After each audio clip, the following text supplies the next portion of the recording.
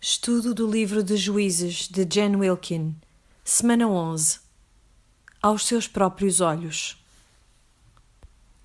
Então, na semana passada nós estudámos as duas últimas histórias do livro de Juízes.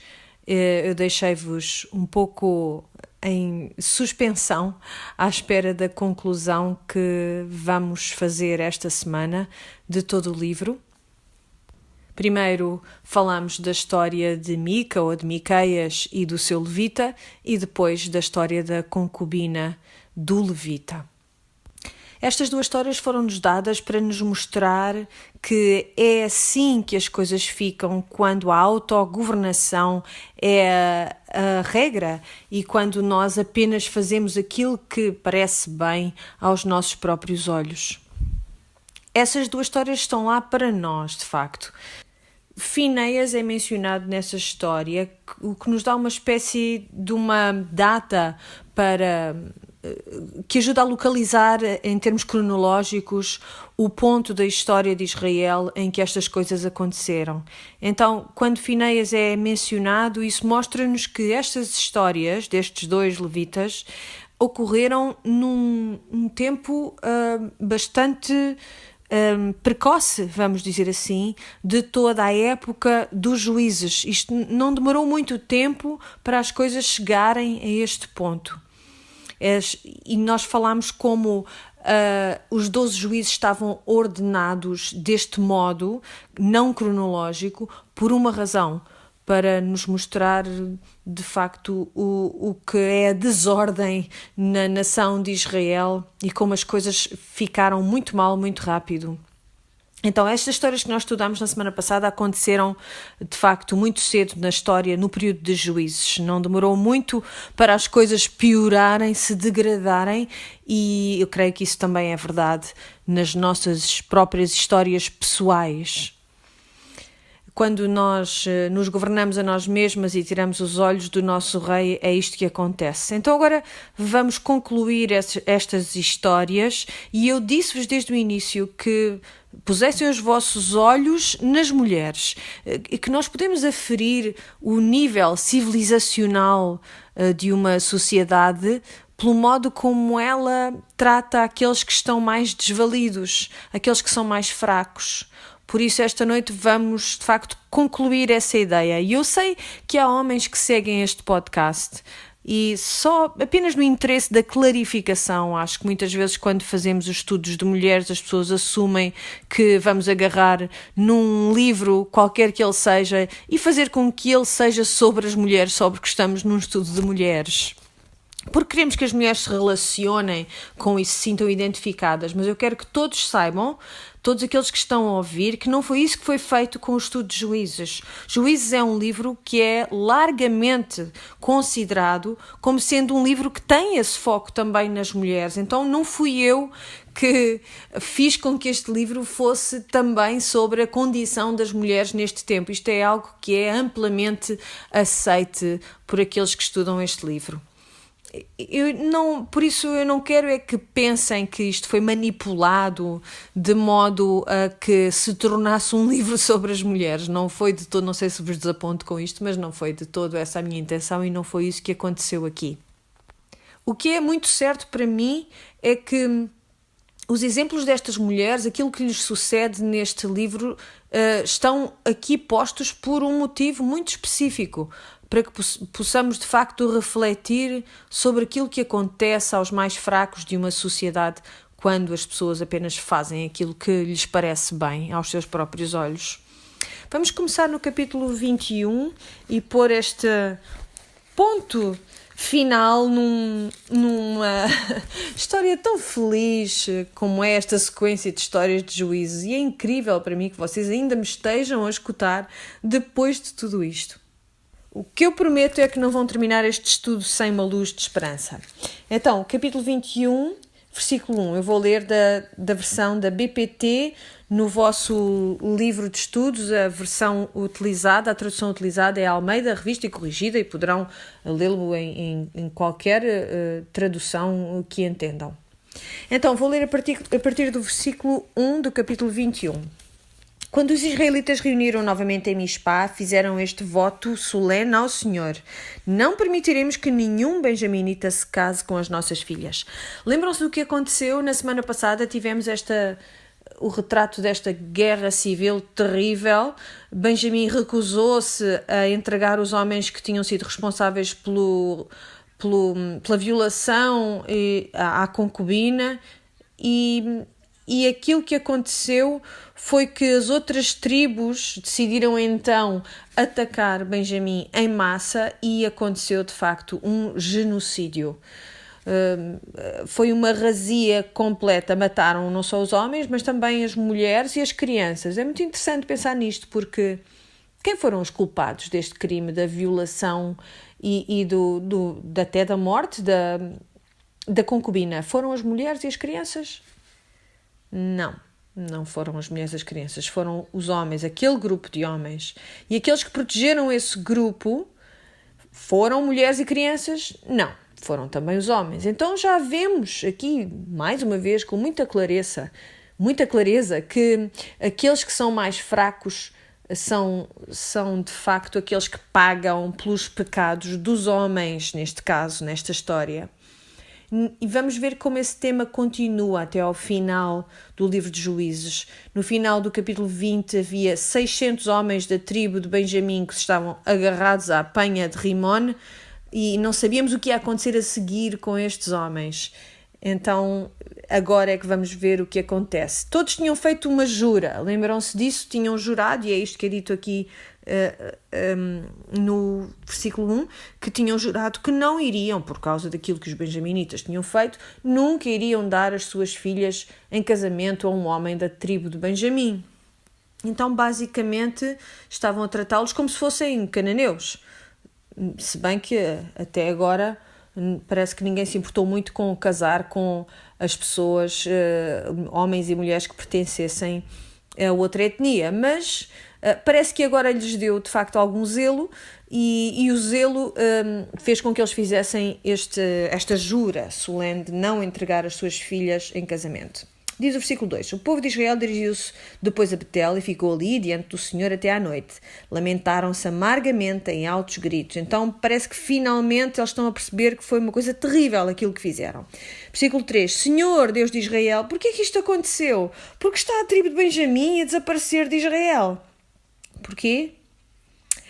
Aconteceu porque aquilo que começou como sendo um certo sentido de precisamos de trazer a justiça até esta situação, acabou por se tornar numa vingança.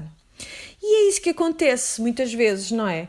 Quando nós decidimos, não, eu vou fazer com que esta situação tenha a solução que precisa de ter, eu vou fazer justiça neste caso, e acabo sempre por me vingar e não fazer justiça. É isso que costuma acontecer. Em vez de acertarmos as coisas, o que fazemos é encontrar qualquer castigo que nos faça sentir vingadas. É isso que nós tentamos fazer. E há esta tensão, então, entre aquilo que é justiça e aquilo que é vingança. Mesmo quando se começa por um bom motivo, não é? Por uma razão justificada, vamos dizer, acaba mais cedo ou mais tarde por atingir proporções extremas, que foi exatamente o que aconteceu neste caso. No versículo 4 diz: cedo, no dia seguinte, bastante cedo, o povo edificou ali um altar onde ofereceu holocaustos e sacrifícios de comunhão. Ouvimos isto, ou lemos isto e dizemos: finalmente vamos acabar o livro numa nota positiva, as luzes acendem-se e estamos todos contentes e voltamos para o Senhor. Não é bem isso. Diz então o versículo 5: então perguntaram uns aos outros: haverá algum grupo dentre as tribos de Israel que não assistiu à reunião na presença do Senhor em Mispá? De facto, eles tinham feito um voto solene de que quem não fosse a Mispá seria condenado à morte. Então fizeram mais um voto, pelo visto. Não é? Fizeram mais este voto solene de quem não se juntasse a eles na batalha seria condenado à morte, para além do tal voto de não entregar as suas filhas em casamento a Benjamim. E no versículo 6 diz: o povo de Israel teve pena dos seus irmãos benjaminitas e disseram: hoje Israel perdeu uma das suas tribos, que faremos para que os jovens de Benjamim que sobreviveram arranjem esposas? Pois nós prometemos solenemente ao Senhor que lhes não daremos nenhuma das nossas filhas. Então, o que acontece aqui é que eles puseram-se a si mesmos numa terrível posição, não é? Agora estão o que nós chamamos em português de Portugal, entalados. Nós sabemos, no início desta história, lemos sobre o voto de Jefté, como era um voto tolo, um voto que se calhar parecia muito bem no início, o mesmo tipo de voto que foi feito aqui por estes homens de Israel. Então estão à procura de uma lacuna, algo que lhes permita solucionar este problema, mantendo a sua integridade, claro está, como homens de palavra, não é? Homens de palavra perante o Senhor. Então eles dizem, o que é que vamos fazer? E no versículo 8 diz, quando perguntaram se havia algum grupo das tribos de Israel que não tinha assistido à reunião em Mispá, descobriram que ninguém de Jabés, em Gileade, ali tinha ido. Então Jabés, Gileade, é uma cidade que está dentro das fronteiras de Manassés, da tribo de Manassés. Toda aquela cidade decidiu, vendo a iminência da batalha, decidiu que iam passar essa oportunidade por qualquer razão. Não sabemos porquê, não sabemos se acharam que a situação em si não era clara e preferiram não se meter, não se envolver, mas o que sabemos é que recusaram esse convite, essa chamada para a batalha. Possivelmente não foi uma escolha pouco sensata, não é? O que é certo é que não vieram quando chamaram toda a gente para a luta. Vamos ver o que acontece a seguir. Versículo 9. Ao fazerem chamada do povo, nenhum homem de Jabés se apresentou. Por isso a Assembleia enviou 12.000 dos melhores homens com as seguintes ordens. Vão matar a gente de Jabés, incluindo as mulheres e as crianças. Porque as mulheres e as crianças tinham recusado juntar-se à batalha. Mais uma vez, vemos como está completamente descontrolada esta situação. Não há bom senso. Então, decidem matar as pessoas desta cidade. É um bocadinho seletiva esta decisão, porém. Vejam lá no versículo 11. Matem todas as pessoas do sexo masculino e as mulheres que não sejam solteiras. Entre os habitantes de Jabés encontraram 400 jovens solteiras que trouxeram ao acampamento em Silo, que fica na terra de Canaã. Então, encontram 400 mulheres que arrancam da sua cidade e estas jovens solteiras, estas virgens, tinham acabado de testemunhar cada membro das suas comunidades, das suas famílias, a ser chacinado por estes homens e agora vão ser forçadas a casar com os homens da tribo de Benjamim. Não me parece mesmo nada bem o final deste livro de Juízes. Versículo 13. Então a Assembleia enviou uma mensagem aos benjaminitas que estavam no rochedo de Rimon com uma proposta de paz. Os benjaminitas aceitaram e os israelitas deram-lhes as jovens de Jabés, poupadas ao morticínio, mas elas não eram suficientes. O povo teve pena dos benjaminitas porque o Senhor permitirá ruptura nas relações entre as tribos de Israel. Ouviram como o povo teve pena dos benjaminitas porque o Senhor permitirá a ruptura? Isto é uma grande confusão. Vamos acertar aqui as coisas, vamos equilibrar os pratos da balança, vamos arranjar modo de tornar isto, de justificar isto. Então encontraram os 400, mas ainda precisavam de mais. Portanto, vão ter que procurar mais uma lacuna. E esta é quase tão terrível como a primeira. Ou, se calhar, até mesmo pior. Diz no 16, então os chefes da Assembleia disseram, não há mais mulheres na tribo de Benjamim. Que faremos para encontrar esposas para os homens que sobreviveram? Notem como eles não dizem não há mais mulheres porque nós as matamos. Reparem nisso. Eles não fazem alusão ao facto de terem sido eles os causadores iniciais de toda esta situação. Versículo 17. Israel não pode perder uma das suas 12 tribos. Temos de encontrar uma solução para que a tribo de Benjamim sobreviva. Mas não podemos dar-lhes as nossas filhas, porque somos homens de palavra, claro está. Então pensaram, vem aí a festa anual do Senhor em Silo. Silo fica a norte de Betel, a sul de Lebona e a oriente da estrada entre Betel e Siquém. Disseram, pois, aos benjaminitas, vão e escondam-se nas vinhas. Quando os jovens de Silo aparecerem para dançar durante a festa, saiam das vinhas. Cada qual agarre numa delas para sua esposa e leve-a consigo para o território de Benjamim. Se os pais ou irmãos vierem protestar, dir-lhes-emos, e em algumas traduções não diz se, diz quando, porque é óbvio que eles iriam protestar. Dir-lhes-emos, deixem que eles fiquem com elas, pois não podemos tomar mulheres suficientes para cada um deles na batalha. E como tal, não tiveram responsabilidade pessoal em dá-las, não são culpados de quebrar o voto. Ou seja, irmãos, estamos aqui a poupar-vos um grande sarilho, porque se isto não fosse feito desta maneira, vocês iam ter que quebrar o vosso voto perante o Senhor, o que não está correto, não é? Então, para vos evitar esse problema, somos nós que as vamos raptar e vocês não têm nada a ver com isto. Vai ficar tudo bem. Foi como vimos com a concubina, tratada como uma propriedade, como uma comodidade. Estas raparigas foram ao festival do Senhor, um festival religioso. São arrastadas por estes homens que estão à coca, à espera de as agarrar, arrancadas mais uma vez às suas famílias. Versículo 23. Os benjaminitas disseram, não, que horror, não vamos fazer uma coisa dessa às nossas irmãs. Não foi isso. Os benjaminitas não tiveram nenhum problema com isso, não é? Diz que eles assim fizeram. Cada qual escolheu uma esposa dentre as jovens que saíram para dançar em Silo e levou-a consigo. Então voltaram para o seu território, reconstruíram as cidades e moraram ali. Entretanto, os restantes israelitas tinham regressado, cada qual para a sua tribo e família, para o que era seu. Chegamos ao versículo 24 e ouvimos o quê? Este tom com que se terminou também o livro de Josué e pensamos, então mas é assim que acaba? Então eles arrastam as pobres raptam-nas, estas pobres raparigas e a coisa fica aqui? A solução para a violação e o assassínio de uma mulher foi o quê? Qual foi a boa solução?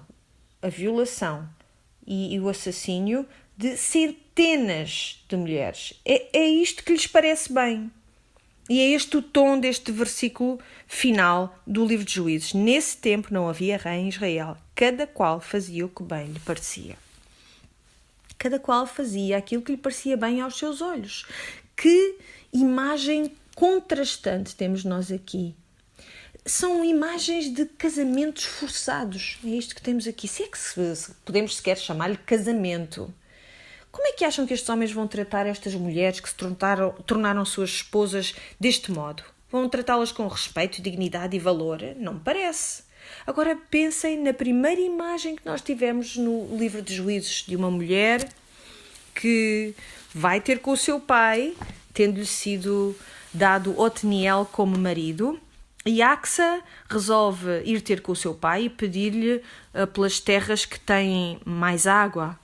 E reconhecendo-lhe o valor à sua filha, ele dá-lhe essas terras. Então temos uma imagem muito bonita de uma mulher que é estimada, que é considerada, que é valorizada. Para ela foi encontrado o marido mais valente e são-lhe dadas boas coisas. E no final do livro temos esta imagem chocante, tão contrastante, destas mulheres que são consideradas menos que nada, que são arrastadas para cá e para lá, violadas, usadas, levadas para uma terra que não conhecem, tiradas das suas famílias. É uma imagem horrível do declínio das mulheres ao longo deste livro. Débora e Jael são uma memória muito distante nesta altura. Vemos o declínio das mulheres ao ponto em que terminamos o livro de Juízes com as mulheres vistas como objetos, como propriedade, como meios de corrigir as desigualdades causadas por homens. Homens que tomam decisões muito, muito más. Decisões que lhes parecem bem aos seus próprios olhos. Bom, vamos embora? Já terminou? Não vamos acabar por aqui. Primeiro que tudo, vamos tratar do capítulo 11 do livro de Hebreus, da carta aos Hebreus. Vamos olhar para esta porção do Novo Testamento e depois voltar de novo ao Antigo Testamento para ver onde está a nossa esperança. É provável que estejam familiarizadas com o capítulo 11 do livro de Hebreus. Sabem como se costuma chamar esta porção que eu vou ler? É a lista dos heróis da fé. Aquelas que já fizeram outros estudos do Antigo Testamento comigo vão ouvir alguns destes nomes e são muito familiares, com certeza, quase velhos amigos. Não sei se vão continuar a considerá-los amigos depois de todo o estudo que fizemos, mas são nomes que vão reconhecer, nomes familiares nesta lista. Por isso, no capítulo 11, vemos na abertura, no versículo 11, uma definição muito interessante. A fé é a certeza das coisas que se esperam e a garantia das coisas que se não vêem. Meditemos nisto, porque até agora temos estado a estudar este livro de Juízes em que as pessoas fazem aquilo que lhes parece bem aos seus próprios olhos, ou seja, de acordo com aquilo que veem. Por isso estas palavras são tão importantes, porque nos lembram o que é de facto a fé, a certeza das coisas que se esperam e a garantia das coisas que se não veem. A fé é posta num Deus que disse aos israelitas que nunca iria quebrar a sua aliança com eles. É esse tipo de fé de que estamos a falar aqui. Eu disse-vos que o livro de Juízes é aquele livro na Bíblia que me faz dizer que se ele fosse a única coisa que existisse na Bíblia, o único livro da Bíblia, eu não quereria nunca ser cristã. Mas graças a Deus que não é. Por isso a fé é a certeza das coisas que se esperam e a garantia das coisas que se não veem. Foi pela fé que os antigos receberam a aprovação de Deus. Pela fé compreendemos que o mundo foi criado pela palavra de Deus, de modo que aquilo que se vê veio do que se não vê. O que é que esta história nos fala? Da criação do mundo. Gênesis capítulo 1. Vamos ao versículo 4. Pela fé, Abel ofereceu a Deus um sacrifício melhor do que o de Caim. Então temos Gênesis 4 e 5... E vamos avançar daí para o versículo 8, em que diz: pela fé Abraão obedeceu ao chamamento de Deus e partiu para a terra que Deus lhe havia de dar como herança. Deixou a sua terra sem saber para onde ia. Versículo 11. Pela fé o mesmo Abraão teve a possibilidade de se tornar pai, embora já fosse velho demais, e a sua mulher Sara já não pudesse ter filhos. É que ele sentiu que a promessa de Deus era digna de fé. Aqui a própria Sara recebe o poder para conceber. Depois vamos avançar para o versículo 17, que diz: pela fé Abraão, ao ser provado por Deus, ofereceu Isaque em sacrifício. Depois no versículo 19 vemos Isaque e Jacó. E depois de Isaque e Jacó vamos para José, no versículo 22. Pela fé José falou no fim da sua vida a respeito da saída dos israelitas do Egito. Depois no 23 Moisés. Então fomos de Gênesis para Êxodo. Então ouvimos falar na história de Moisés e daí vemos como ele liderou o Egito pela fé. No versículo 29, pela fé os israelitas atravessaram o Mar Vermelho como se fosse terra seca. No versículo 30 vemos as muralhas de Jericó caírem. E temos que livro? Josué. E depois no 31 temos: pela fé, a prostituta Raabe não morreu com os que foram desobedientes a Deus, visto ter sido hospitaleira para com os espiões hebreus, outra personagem de Josué. Versículo 22, e que mais direi eu? Vamos avançando. Não me chegaria o tempo para vos falar de homens como Gedeão, Baraque, Sansão, Jefté, David, Samuel e os profetas. O quê? Deves estar a brincar. Como é que Gedeão, Jefté e Sansão fazem parte desta lista? Talvez a Jen Wilkin não saiba do que está a falar neste estudo. Temos que entender isto. Lemos esta lista e olhamos para ela porque adoramos o Novo Testamento e não estamos muito confortáveis com o Antigo Testamento, genericamente falando. Mas o autor de Hebreus escreveu este livro embebido no Antigo Testamento e a sua assunção não é de que leias esta lista e que a imponhas no Antigo Testamento. A assunção é que tu saibas, conheças o Antigo Testamento e que leias esta lista com uma compreensão do que é que o Antigo Testamento dizia. Então não é para tu leres esta lista e dizes assim: uau, estes são os grandes heróis da fé, temos de fazer como eles. Vamos ver como é que eu vou olhar para a história deles e ver como é que eu posso ser como eles ainda mais. Esta lista serve para nos mostrar uma imagem de pessoas que eram fracas e que ainda assim avançaram e que em momentos de grandeza fizeram aquilo que era necessário fazer. Vamos pensar em Moisés. Ele era um homicida. Abraão, ele estava sempre a entregar a mulher a deuses estrangeiros, a dizer: não podes ficar com ela é minha irmã, não há problema. Pensem nas pessoas nesta história. Em todas estas histórias. Pensa em Isaque e Jacó. Jacó era muito simpático. Sabem que o nome dele queria dizer enganador. Isto é um saco cheio de gente de proveniências diferentes e com exemplos muito dispares e desafiantes. É verdade que Raabe era um excelente exemplo. Mas Débora nem sequer está aqui, nem sequer faz parte desta lista. Era um exemplo incrível do que é um verdadeiro juiz. Temos Baraque. Porquê? Porque isto é uma lista representativa e ela está a dizer-nos alguma coisa. Está a dizer-nos que a nossa esperança não deve ser posta em Abel, não deve ser posta em Abrão, não deve ser posta em Isaac, não deve ser posta em Jacó, não deve ser posta em José, não deve ser posta em Moisés, não deve ser posta em Raabe, não deve ser posta em Gedeão, em Baraque, em Sansão, em Jefté, em David, em Samuel ou nos profetas. Tudo nos aponta para naquele a nossa fé de facto deve ser depositada. Mas temos de chegar ao versículo 12 para perceber isso. Vamos ao versículo 1 do capítulo 12 de Hebreus. Estamos, pois, rodeados por esta enorme multidão de testemunhos de fé. Portanto, afastemos de nós o peso que nos impede de andar e o pecado que tão fortemente nos prende. E perseveremos na corrida que Deus nos propõe. Tenhamos os olhos postos em Jesus, de quem a nossa fé depende inteiramente. Ele suportou a morte na cruz sem se importar com a vergonha que nisso havia, sabendo a alegria que o esperava. Agora está à direita do trono de Deus. Quem é que se senta num trono? O rei. Então eu e tu temos um rei que reina e que governa as nossas vidas.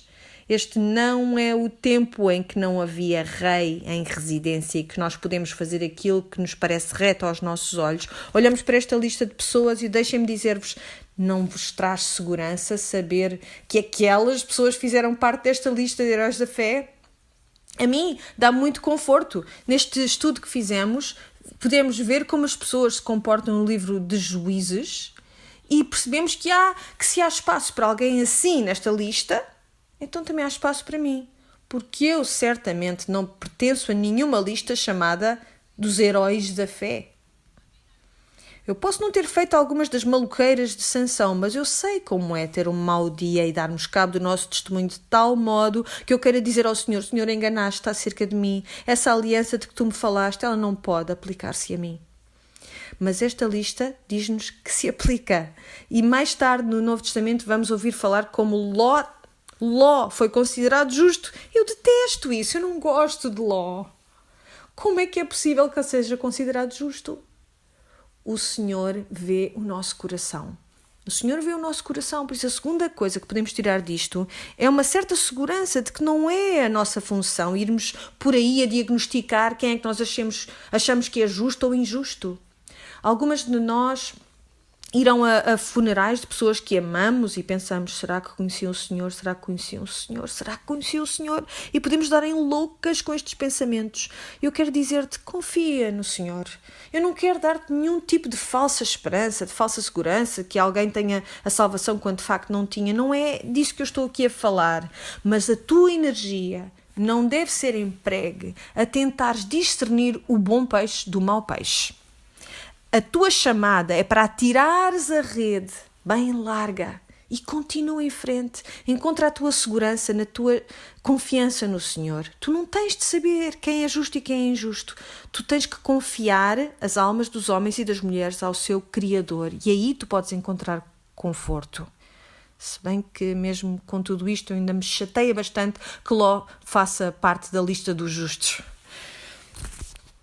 O que provavelmente mostra como eu encaixaria muito bem no livro de Juízes.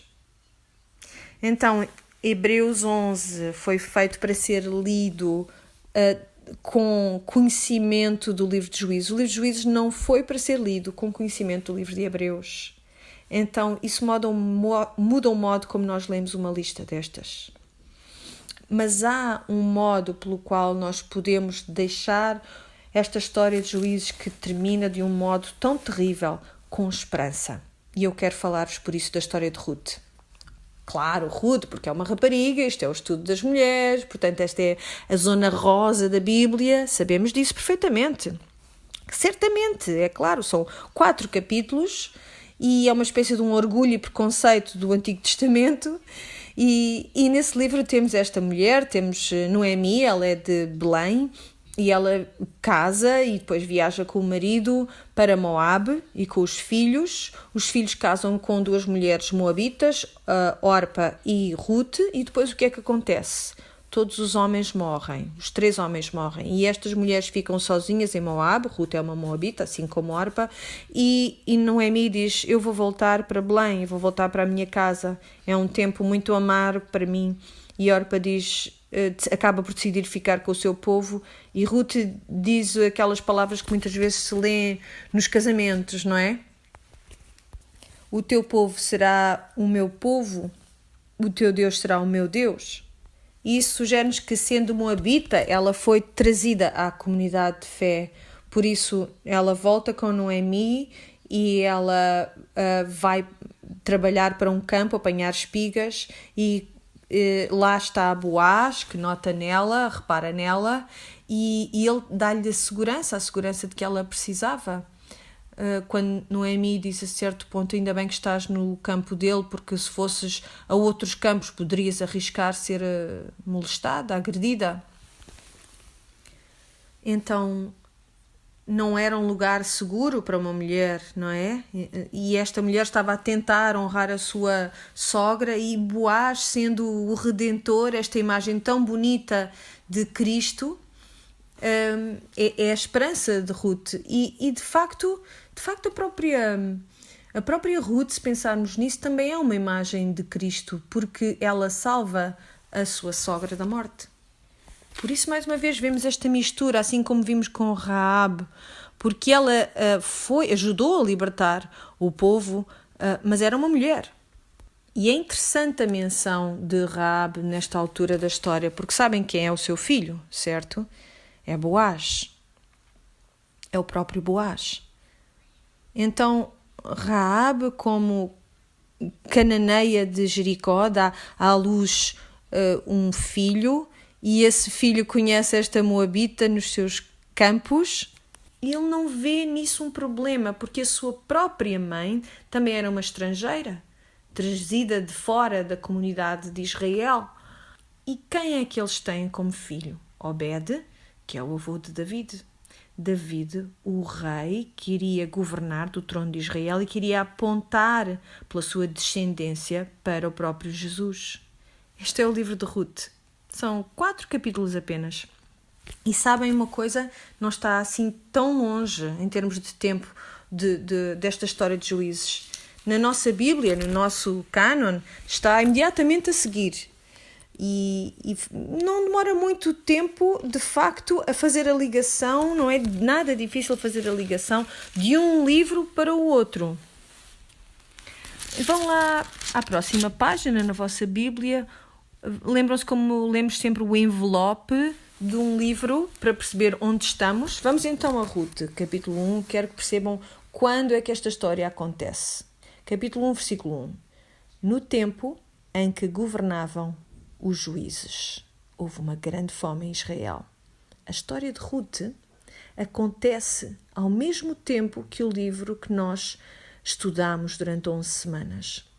Então, se bem que tenhamos visto desordem, maltrato, assassínio, violações, tudo o que vimos no livro de Juízes, ao mesmo tempo,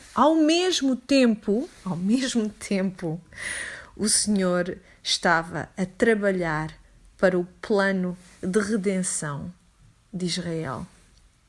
Ele não abandona a sua aliança de amor conosco.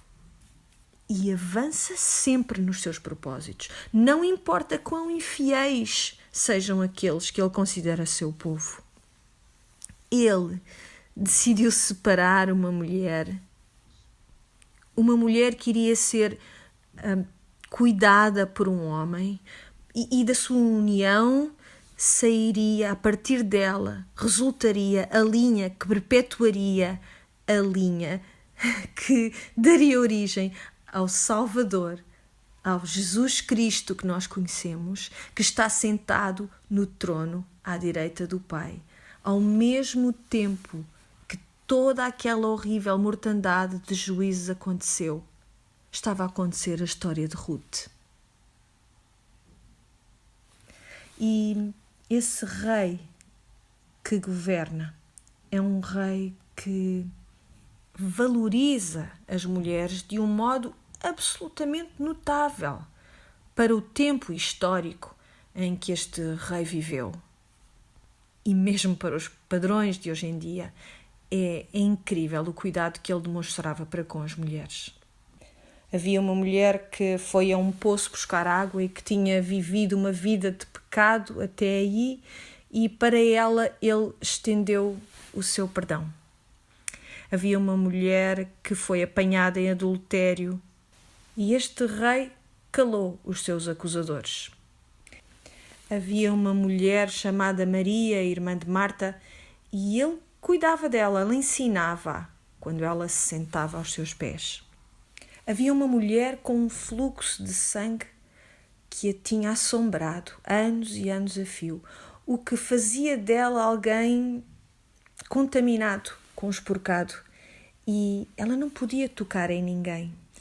Porque nem ele o poderia fazer porque ele poderia ficar contaminado. E ela estende a sua mão para ele e toca o seu robe. E será que ele a escorraça? Não, ele cura. A sua mãe, Maria, lembram-se de desrespeito de Sansão para com os seus pais e, no entanto, Jesus, mesmo nas suas horas finais, ele está a providenciar para a sua mãe o seu cuidado. Nós estamos prestes a entrar na Páscoa, por isso eu espero que esta história esteja bem fresca na vossa memória, porque a quem é dada a mensagem da ressurreição em primeiro lugar? É dada às mulheres. Desde o tempo de Débora no Antigo Testamento, desde o tempo em que ela abriu a sua boca para profetizar, que nós não víamos as mulheres num lugar de tal honra. São as primeiras a dizer que o Senhor ressuscitou. O rei está sentado no seu trono. Por isso, o que é que nós devemos fazer com este estudo deste livro de Juízes, com as batalhas, com o derrame de sangue e mesmo nos outros estudos que temos feito? Partes tão assustadoras do Antigo Testamento. O que é que nós fazemos com elas hoje em dia? Há um versículo em Efésios 6:12 que eu tive de memorizar em criança, porque é aquela passagem que tem a ver com a armadura de Deus. E no versículo 12 diz que a nossa batalha não é contra a carne, é contra os poderes e as potestades, os principados. E em criança eu lia isto e eu pensava, ok, sim, eu percebo, não é suposto zangar-me com a minha vizinha porque ela me fez alguma coisa de mal, não é contra as pessoas que eu estou. Eu conseguia perceber o seu significado simbólico. Mas quando lemos o Novo Testamento à luz do Antigo Testamento, algo muda. Nós percebemos que esta referência não é para nós dizermos não é suposto zangar-me com o meu vizinho. É uma referência às histórias que nós acabamos de estudar. Todo este derrame de sangue, a luta contra a carne, o livro de Josué, o livro de Juízes, essa batalha não é contra a carne, não é contra o sangue. Sabem qual é a batalha? É a batalha contra as forças espirituais que estão a trabalhar, ativas, a disputar os afetos no nosso coração. E será que vamos ser como a nação de Israel e vamos dizer não há rei aqui, eu vou fazer aquilo que me parece certo aos meus olhos? Ou será que vamos continuamente reconhecer, como diz no capítulo 12 de Hebreus, pôr os nossos olhos no autor e consumador da nossa fé que está sentado no trono à direita do Pai? E reconhecer que o seu reino é a melhor coisa que os nossos corações podem ter e, por isso, fazer guerra contra o nosso pecado, não deixando nenhuma réstia de pecado no meu coração, devotar esse pecado à destruição completa. É isso que é ser uma filha de Deus. Pela primeira vez nós somos capazes de levantar a espada do Espírito, pôr toda a armadura de Deus e fazer guerra contra aquelas coisas com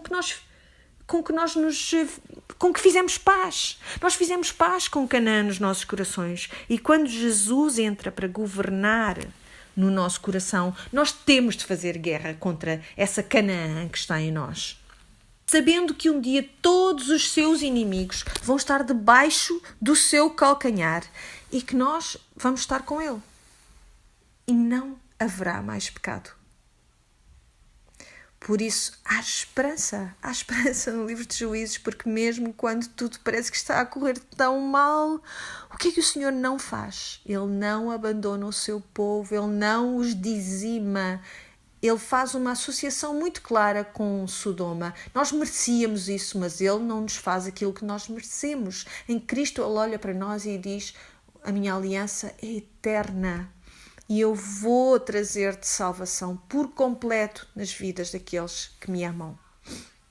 Por isso eu e tu temos os nossos nomes no livro do Cordeiro, aqueles de nós que têm Jesus como Rei no nosso coração. E é uma chamada dos heróis da fé que é feita, mas é um grupo tão estranho, tão estranho. Somos mesmo como Hebreus 11. Mas não tenhas medo, porque aquele que está sentado no trono, ele venceu o mal e ele vai fazer com que todas as coisas fiquem bem. Não chegamos lá. Não chegamos lá ainda, mas agora na Páscoa vamos poder refletir nisto e também nos dá uma vontade de que Ele de facto venha, que Ele venha. Vem, Senhor Jesus.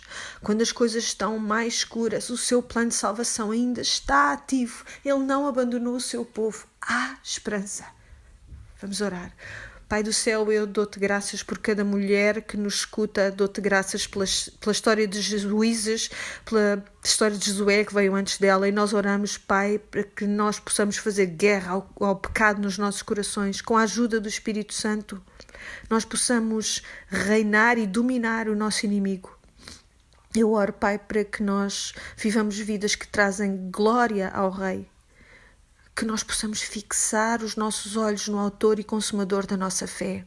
Ajuda-nos, Senhor, a confiar, que nós possamos olhar para a história de Ruth e saber que Tu estás sempre a trabalhar para o bem do Teu povo. Nós pedimos-te todas estas coisas no nome de Jesus, que é o verdadeiro e melhor juiz. Amém.